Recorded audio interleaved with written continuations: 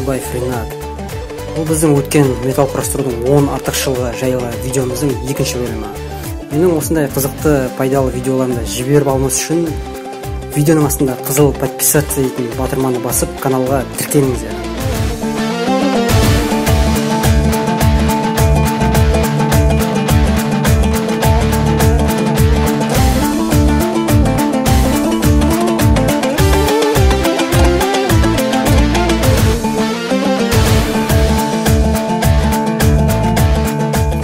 Естеріңізде болса, өткен видеода мен металл құрастырудың тек қана бастапқы 4 артықшылығын айтқанмын. Ол біріншісі беріктігі, екіншісі салмағының жеңіл болуы, үшіншісі жұмысшы күшін аз талап етуі, және төртіншісі күрделі құрылыстарды жасау мүмкіндігі.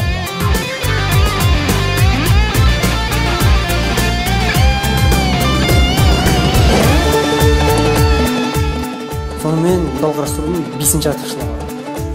Ол өндіріс құрылыстары.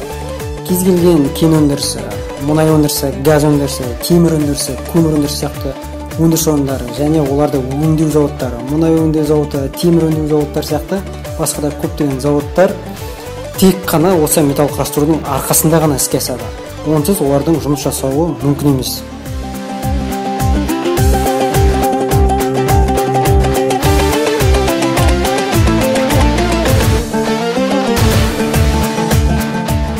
Алтыншы артықшылығы ол жылдамдығы, яғни шапшаңдығы.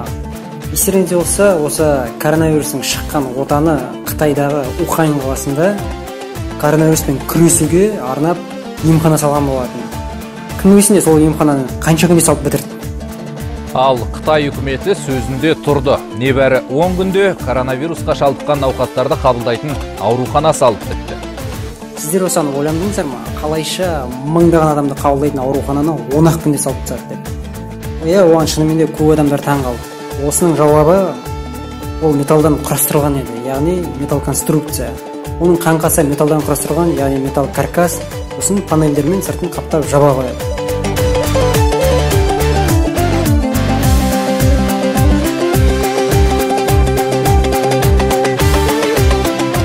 Жетінші артықшылығы қайта пайдалану мүмкіндігі. Орысша айтқанда многоразовый. Жаңа Ухань қаласындағы мысалды жалғастырайық.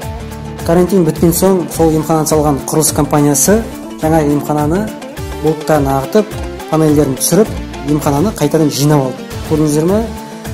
Қалай ойлайсыздар, сол емхананы олар бір рет қолданғаннан кейін қоқысқа лақтырып тастады ма? Жоқ, әрине. Сөзсіз олар оны келесі тағы да пайдаланады.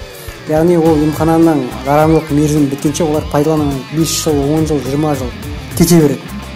Ал егер сол Уханьда аурухананы кірпіштен тастан салатын болса, карантин біткен соң оны бұзғаннан кейін қайтып оны пайдалана алмас еді. Себебі бәріміз білеміз, кірпіштен тастан салынған құрылыстар бір бұзғаннан кейін оның бәрі қоқысқа кетеді.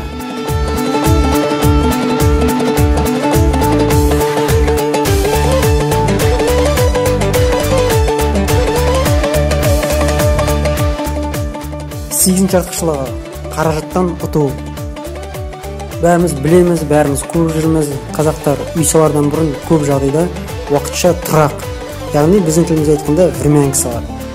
Содан соң үй салып болған соң ана времянканы кейбір адамдар бұзып тастап жатады.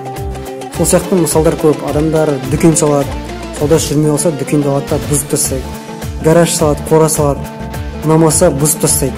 Соншама миллиондаған қаражатқа салынған нәрсені адамдар оп-оңай бұзып тастайды, яғни ақшаны ауаға шашып жібереді.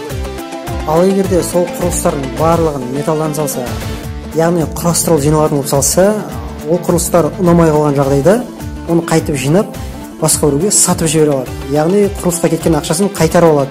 Яғни қаражаттан ұтылмайды.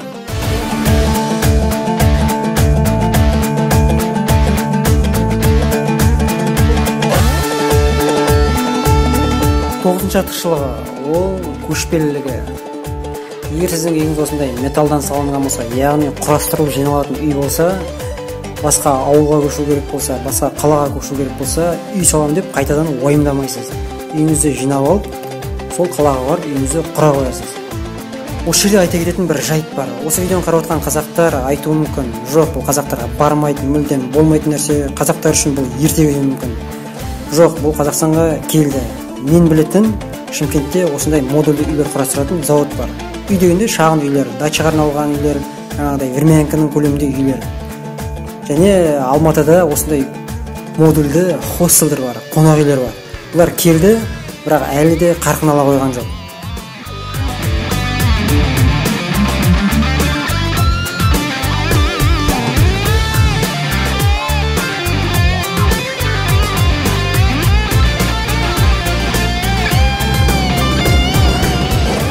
Және ең соңғы 10-шы артықшылығы ол спорттық тренажер жабдықтары.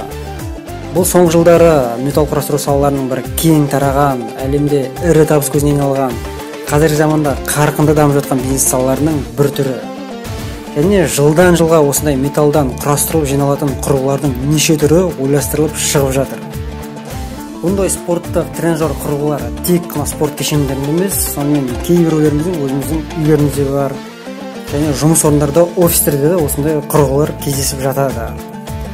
Қазақстанда осы металл құрастырудың осы бір саласы негізі жақсы дамып жатыр, және бұл болашақта да керек сала деп ойлаймын.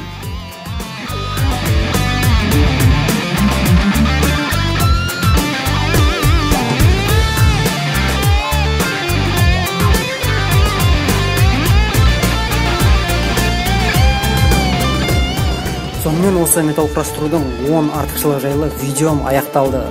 Сіздерге аз да болса осы саладан хабардар еттім деп ойлаймын. Аз да болса да қазақ еліне пайда тигіздім деп ойлаймын.